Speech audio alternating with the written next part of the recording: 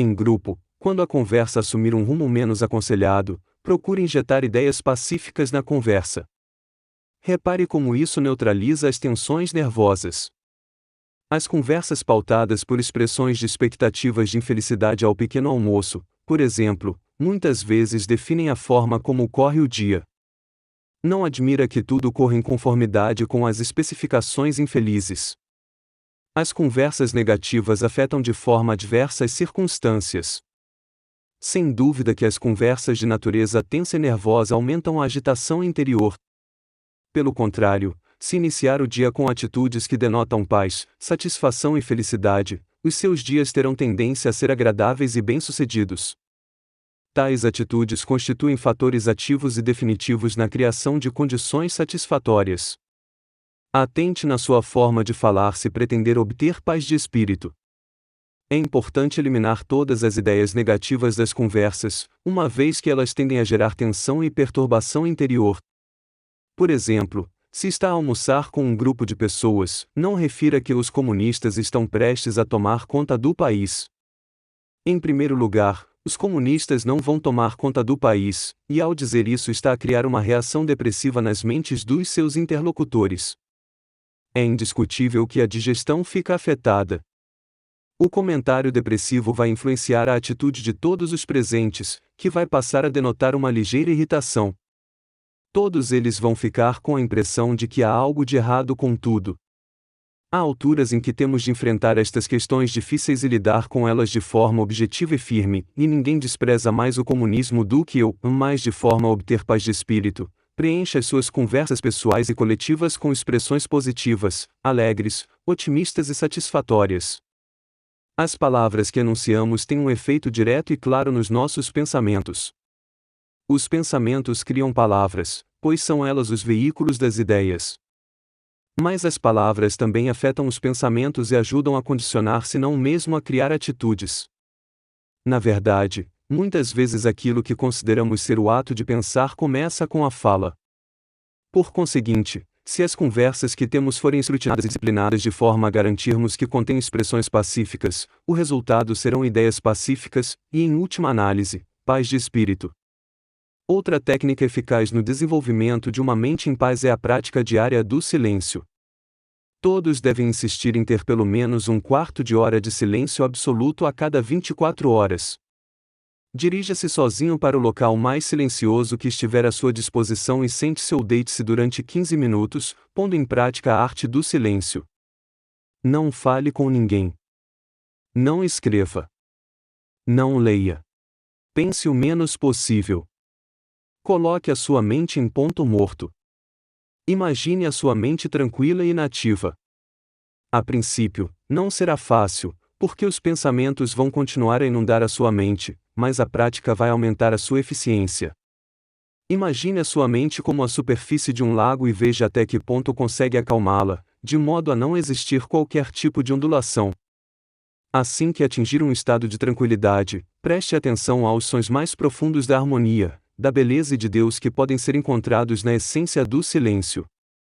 Infelizmente, os americanos não são dotados no que toca a esta prática, o que é uma pena, pois como disse certa vez Thomas Carlyle, o silêncio é o elemento no qual se moldam grandes coisas. Esta geração perdeu algo que os nossos antepassados conheceram bem e que ajudou a moldar o seu caráter, o silêncio das grandes florestas ou das amplas planícies. Talvez a nossa falta de paz interior se deva em certa medida ao efeito do ruído no sistema nervoso dos nossos contemporâneos. Estudos científicos demonstram que o ruído no local onde trabalhamos, vivemos ou dormimos reduz em grande medida a eficiência. Ao contrário do que se pensa, é discutível se alguma vez ajustamos completamente os nossos mecanismos físicos, mentais ou nervosos ao ruído. Por mais familiar que se torne o ruído repetido, nunca deixa de ser ouvido pelo subconsciente. Buzinas de automóveis, o ruído dos aviões e outros barulhos estridentes resultam em atividade física durante o sono. Os impulsos transmitidos para e através dos nervos por estes sons causam movimentos musculares que impedem o repouso efetivo. Se a reação for suficientemente grave, pode ser em tudo semelhante a um choque. Pelo contrário, o silêncio é uma prática reparadora, calmante e saudável. Nas palavras de Stardale, tanto quanto sei, nenhum homem ou mulher que conheça e que esteja ciente da forma de praticar o silêncio, e o faça, esteve alguma vez doente. Reparei que as minhas aflições me assaltam quando não equilibro a expressão com o relaxamento. Stardale associa o silêncio à cura espiritual. A noção de repouso que resulta da prática do silêncio total é uma terapia de incomensurável valor.